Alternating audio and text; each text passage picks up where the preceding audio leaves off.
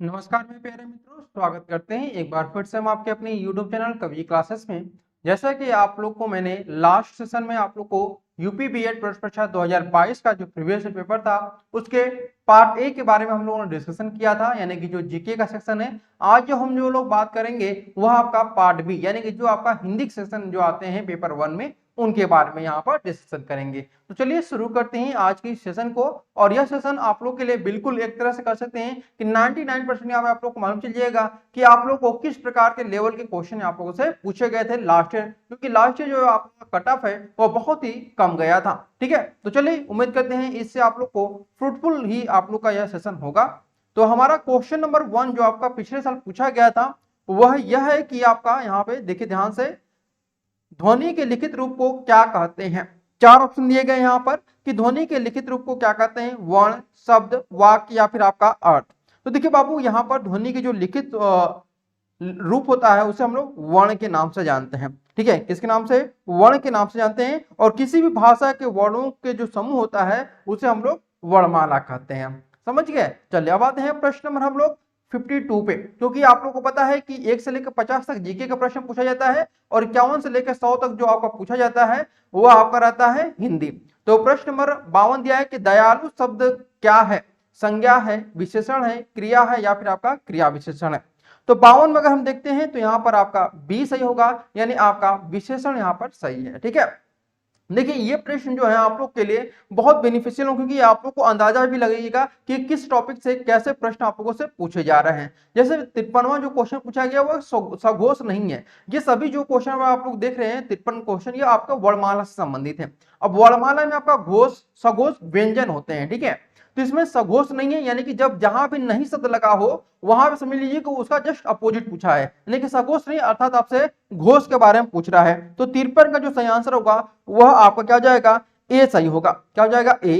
क्योंकि अगर हम बात करते हैं कि देवनागरी के जो लिपि होती है उसमें पहला जो वर्ण होता है वो आपका अघोष होता है, यानी कि यहाँ पर सघोष नहीं है, मतलब आपका अघोष पूछा हुआ है। तो अघोष क्या होता है ये समझ लीजिए पहले। ठीक है, अघोष ये होता है कि जिस भी वर्ग का पहला और दूसरा जो आपका वर्ण होता है उसी को हम लोग क्या बोलते हैं? अघोष बोलते हैं। जैसे क, ख, च, ठ या फिर आपका, तो यहाँ पे ऑप्शन नंबर ए हमारा सही होगा, क्योंकि क, च, ट ये सभी क्या है आपके पहला अक्षर है सभी वर्ग का। अब आते हैं प्रश्न नंबर आपको 54 पे। देखिए बहुत ही आराम से आप लोग को मैं समझाने की कोशिश करूंगा ताकि आप लोग समझ सके। तत्सम नहीं है, अर्थात आपसे तद्भव के बारे में पूछा गया है। तो 54 की अगर हम बात करते हैं यहाँ पे बी सही होगा। कपूर, कपूर एक क्या है आपका? तद्भव शब्द है। और अगर हम बात करते हैं कि इसका तत्सम रूप क्या होगा, ठीक है, इसका तत्सम रूप यहाँ पर क्या होगा भाई? तो इसका तत्सम रूप होगा आपका कर्पूर होगा। ठीक है, क्या होगा आपका? कर्पूर यहाँ पर इसका तत्सम रूप होगा। ठीक है, चलिए अब आते हैं प्रश्न नंबर हम लोग 55 पे। प्रश्न नंबर 55 पूछा है कि ओष्ठ का व्यंजन है। देखिए ओष्ठ क्या है पहले ये समझ लीजिए, और उसके बाद फिर मैं आप लोग को आंसर बताता हूं। तो ओष्ठ जो होते हैं वो आपके प होते हैं, फ, ब, भ और आपके म होते हैं। जिसमें से आप लोग देख लीजिए कौन सा आपका यहाँ पर मिल रहा है। तो बिल्कुल आपका बी ऑप्शन मिल रहा है, म यहाँ पर ओष्ठ व्यंजन है। अब आते हैं प्रश्न नंबर हम लोग 56 पे। बोला है कि कौन सी बोली बिहारी की नहीं है, यानी कि बिहारी बोली नहीं है। तो इसमें जो आपका सही आंसर होगा 56 का वह ए सही होगा। छत्तीसगढ़ी जो है वो आपका बिहारी नहीं है। क्या है आपका? छत्तीसगढ़ी जो है वो आपका बिहारी नहीं है। बिहारी हिंदी वर्ग में ये आपकी नहीं आती है, ये ध्यान रखिएगा। प्रश्न नंबर 57 देखिए क्या दिया हुआ है आपका कि तत्सम का उदाहरण नहीं है। देखिए आपसे प्रश्न जो है वह क्या कर रहा है कि लगातार आपका ट्विस्ट करके प्रश्न पूछ रहा है। जैसे तत्सम का उदाहरण नहीं, यानी आपको तद्भव के बारे में पूछा हुआ है, अग्नि, अंधकार, आंवला या फिर कपाट। तो 57 का सी सही आंसर होगा, क्योंकि आंवला जो है वो आपका क्या होता है? तद्भव होता है। क्या होता है आपका? तद्भव। यानी यहाँ पर अगर हम बात करते हैं आंवला का जो तत्सम रूप होगा वह क्या हो जाएगा भाई?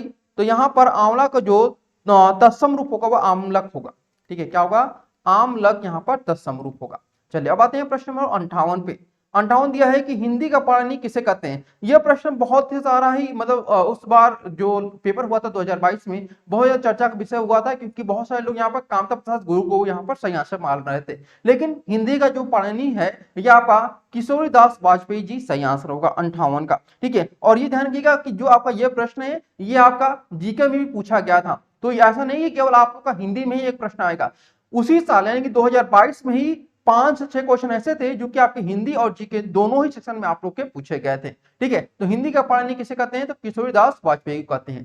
प्रश्न नंबर 59 देखिए दिया हुआ है, कौन सा सही है, यानी कि यहाँ पे 4 वाक्य दिए गए, इन 4 वाक्य में कौन सा ऐसा ऑप्शन होगा आपका जो सही होगा वाक्य की दृष्टि से।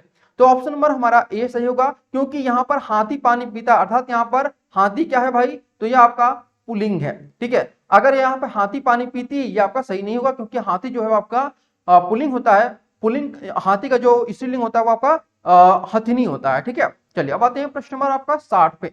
देखिए प्रश्न नंबर 60 कर रहा है, कोमलता क्या है, कोमलता क्या है यहाँ पर, तो सही आंसर होगा यह कोमलता क्या है, विशेषण है। ऑप्शन नंबर ए हमारा सही हो जाएगा। ठीक है, प्रश्न नंबर 61 उसी प्रकार से हम लोग देखते हैं, दिया है कि विस्मय का स्थायी भाव किस रूप में होता है। विस्मय यानी कि विस्मय का स्थायी भाव किस रूप में होता है, यह हमें बताना है। तो 61 का सही आंसर होगा डी, अद्भुत के रूप में हमें होता है। किस रस का होता है, तो सिंपल सी बात है कि अद्भुत रस का स्थायी भाव क्या होता है, आपका विस्मय होता है।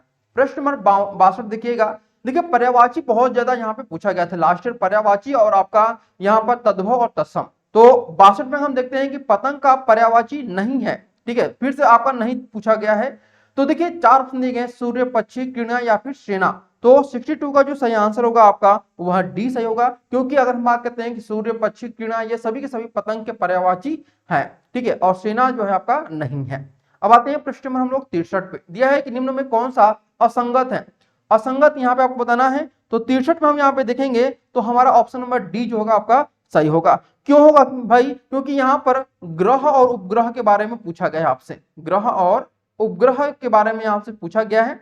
और अगर हम देखते हैं यहाँ पर आप लोगों का कि जो ग्रह है वो आपका शनि ग्रह है। ठीक है, बृहस्पति भी आपका ग्रह है और शुक्र भी आपका ग्रह है, जबकि चंद्रमा जो है वो आपका उपग्रह है। ठीक है, क्या है, आपका उपग्रह है। चलिए अब आते हैं प्रश्न नंबर हम लोग 64 पे। देखिए प्रश्न नंबर 64 बोल रहा है आप लोगों से कि धरती का पर्याय क्या होगा, यानी कि पर्यायवाची क्या होगा धरती का, नारायणी, विगलता, विपुलता या फिर विगलता। तो 64 का सही आंसर होगा आपका ए, नारायणी जो है वो आपका धरती का पर्यायवाची होता है। ठीक है, नारायणी का अगर हम पर्यायवाची देखें तो यहाँ पर हरिप्रिया, श्री इंदिरा, कमला, पद्मा, रमा ये सभी के सभी क्या है आपके यहाँ पर नहीं है। नारायणी का यहाँ पर्यायवाची यहाँ पे है। ठीक है, चलिए अब आते हैं प्रश्न नंबर आपका 65 पे। क्वेश्चन नंबर 65 दिया हुआ है आप लोग का कि कीर्तिलता में किस शहर का वर्णन किया गया है। ठीक है, कीर्तिलता में किस शहर का वर्णन आपका किया गया है, यह आपको बताना है। काशी का, जौनपुर का, कश्मीर का या फिर आपका हरियाणा का। यहाँ पे आपको बताना चाहेंगे कीर्तिलता। तो कीर्तिलता जो है वो आपकी विद्यापति सागर की, यहाँ पर विद्यापति जी की सबसे प्रमुख रचना यहाँ पर है, विद्यापति जी की। ठीक है, अब यहाँ पे आपको बताना चाहेंगे कि यह जो विद्यापति जी की रचना है इसमें कीर्तिलता में जौनपुर एक नगर है, इसकी चर्चा बहुत ज्यादा की गई थी। ठीक है, किसकी, जौनपुर नगर की। साथ ही यहाँ पर इस रचना में गोमती नदी के बारे में भी बताया गया है। ठीक है, गोमती नदी के बारे में भी आपसे बताया गया है इस जो विद्यापति जी की रचना है।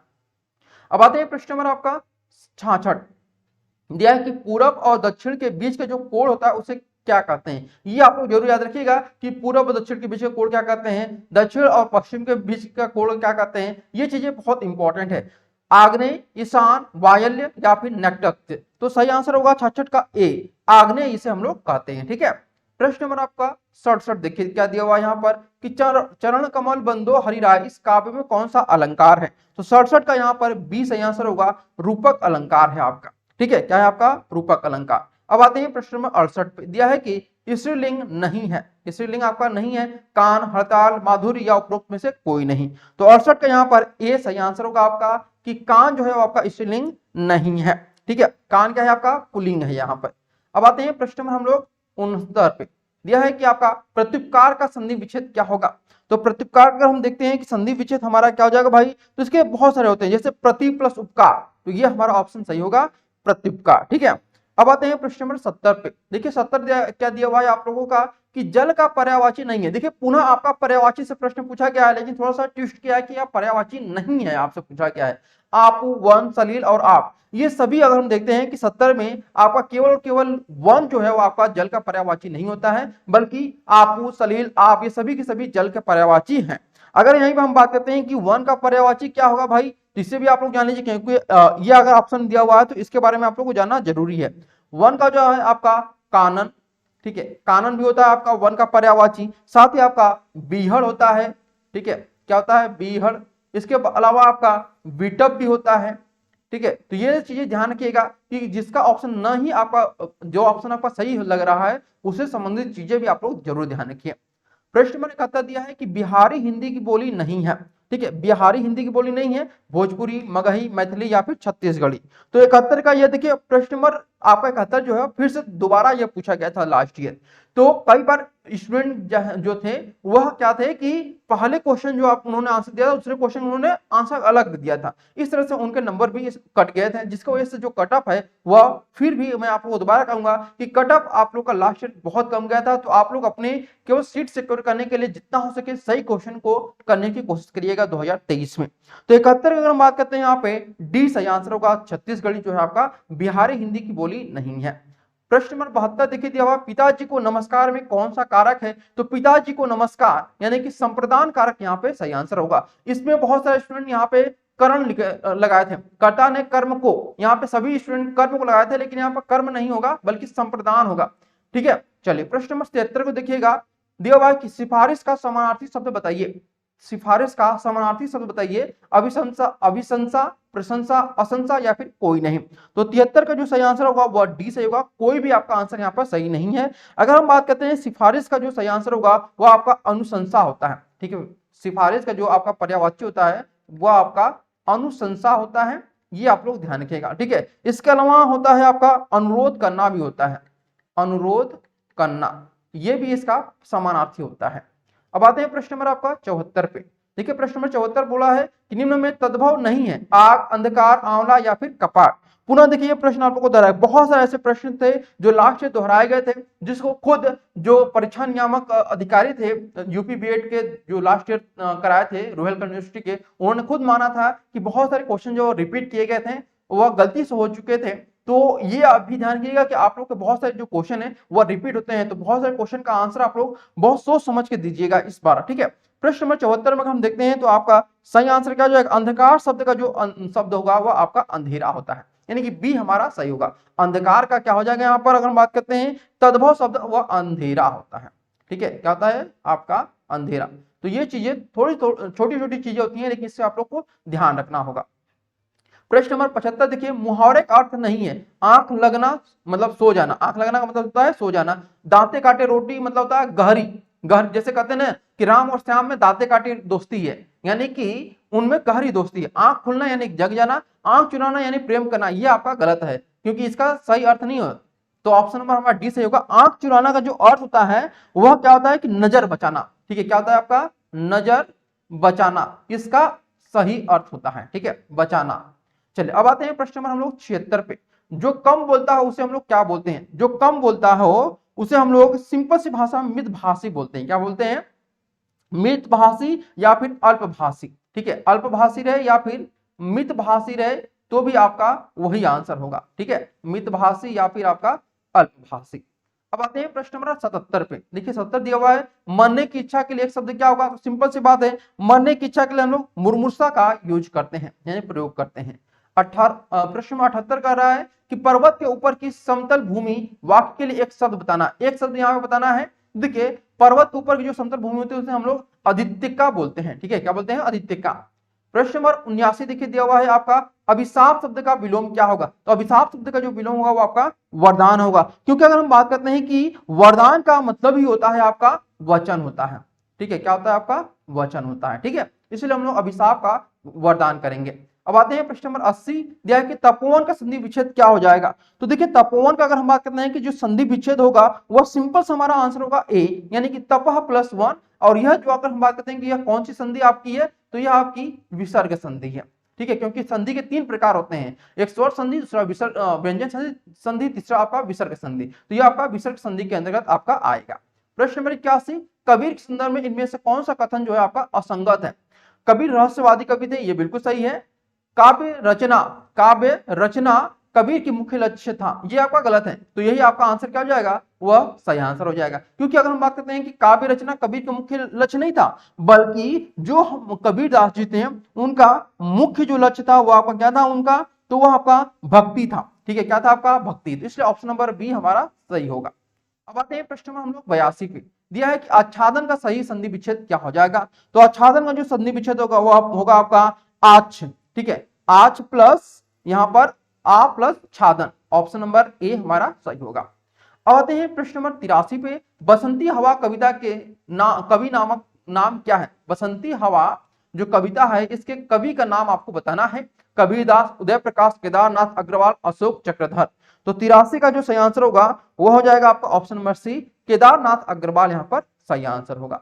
देखिए प्रश्न नंबर 84, यहाँ पे रचनाकारों से भी संबंधित क्वेश्चन बहुत ज्यादा पूछ रहा है, तो रचनाकारों के बारे में आप लोग जरूर पढ़िएगा। विशल देव रासो के रचनाकार कौन है। जगनीक, या फिर यहाँ पर सारंगधर, या फिर नलद सिंह, या फिर नरपति नाल। तो ऑप्शन नंबर डी हमारा सही होगा, नरपति नाहल जो हमारे हैं वह सही आंसर होगा।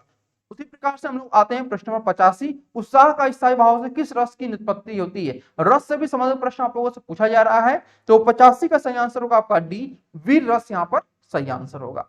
प्रश्न नंबर आपका 86, देखिए पुनः आपका लेखक और उनसे संबंधित रचनाओं से संबंधित आ गया कि सत्यार्थ प्रकाश के लेखक कौन है। तो सत्यार्थ प्रकाश की जो रचना हुई है वह दयानंद सरस्वती जी के द्वारा हुई थी। यह भी प्रश्न आप लोग का रिपीट किया गया, यह आपका प्रश्न है जो है वह जीके में पूछा गया था, ठीक है। ठीक है, प्रश्न नंबर 87 देखिए दिया हुआ है, प्रसिद्ध पुस्तक उर्वशी के लेखक कौन है। महादेवी वर्मा, सूर्यकांत त्रिपाठी निराला, रामधारी सिंह दिनकर या यशपाल जी। तो 87 का जो सही आंसर होगा वह हो जाएगा आपका option number C, Ramdhari Singh Dinkar यहाँ पर सही आंसर होगा। और यहाँ ध्यान रखिएगा कि रामधारी सिंह दिनकर जी को उर्वशी के लिए ही सन 1972 में ज्ञानपीठ पुरस्कार मिल चुका है। यह प्रश्न आप लोगों का 2019 में पूछा गया था, ठीक है, ज्ञानपीठ पुरस्कार। अब यहाँ पे आपको बता दें कि ज्ञानपीठ पुरस्कार, यहाँ पर प्रश्न पूछा जाता है कि रामधारी सिंह दिनकर को उर्वशी के लिए ज्ञानपीठ पुरस्कार किस सन में दिया गया था। तो 1972 में। अब आते हैं प्रश्न नंबर 88, अंताक्षरी का शुद्ध रूप क्या होगा। तो सिंपल सा वही हो जाएगा आपका ऑप्शन नंबर डी, अंताक्षरी। आते हैं प्रश्न नंबर 89 पे। दिया है कि अद्भुत रस का स्थायी भाव क्या होगा। तो सिंपल सी बात है कि अद्भुत रस का जो स्थायी भाव होता है वो आपका विस्मय होता है, यानी ऑप्शन नंबर डी हमारा सही होगा।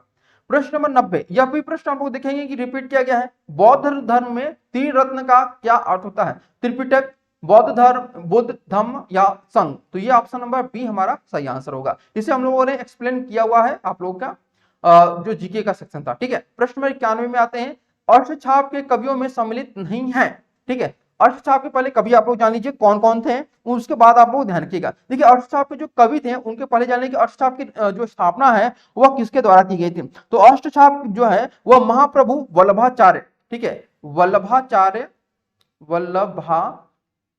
ठीक है, वल्लभाचार्य और उनके, ठीक है, वल्लभाचार्य और उनके जो मतलब कह सकते हैं कि पुत्र थे, ठीक है, उनके पुत्र का नाम था विठल नाथ, उनके पुत्र का नाम था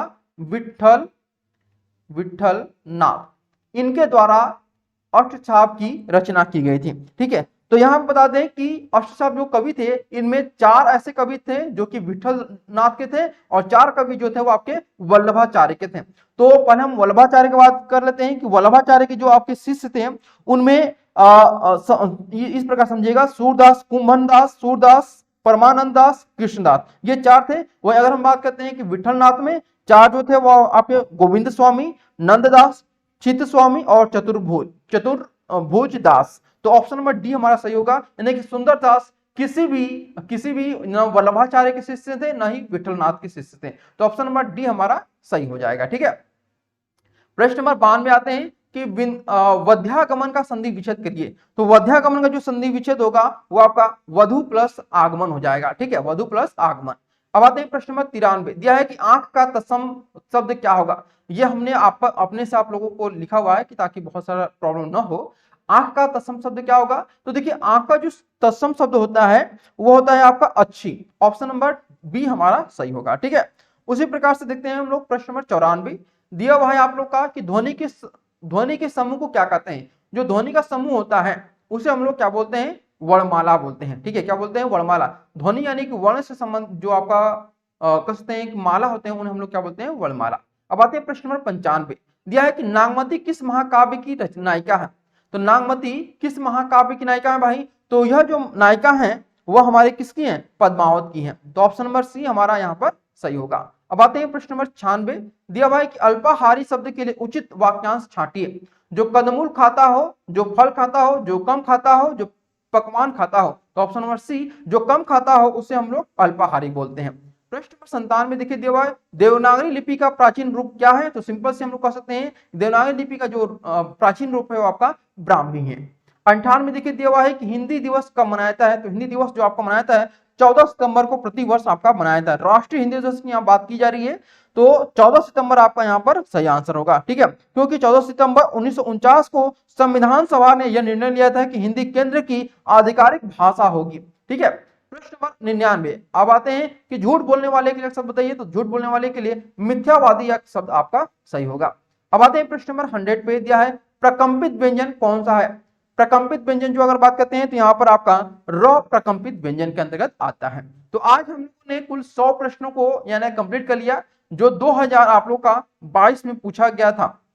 स्पेशली अगर बात करते हैं पेपर 1 में, ठीक है, तो पेपर 1 में आपके जो क्वेश्चन पूछे जाते हैं दो सेक्शन होते हैं आपके, सेक्शन ए और सेक्शन बी। सेक्शन ए जो होता है आपका वह जीके का होता है, ठीक है, और सेक्शन बी जो होता है आपका हिंदी का होता है। तो हम लोगों ने पिछले सेशन में हिंदी जीके के सेक्शन को कंप्लीट किया था और इस सेशन में हम लोगों ने हिंदी को सेक्शन कर लिया, यानी कि कुल पेपर 1 में जो आपके 100 प्रश्न पूछे जाते हैं वहां हम लोग कंप्लीट कर लिए हैं, ठीक है। इसके बाद हम लोग 2021 के 2020 ऐसे करके हुए सभी प्रश्नों को हल करते हुए प्रीवियस ईयर क्वेश्चन इसे सॉल्व करा रहे हैं और बिल्कुल ये आपका एक्यूरेट और सबसे सटीक आप लोग का यह प्रीवियस पेपर आप लोग कराया जा रहा है पूरे यूट्यूब पर, ऐसा कहीं भी आप लोग को नहीं देखने को मिलेगा, ठीक है।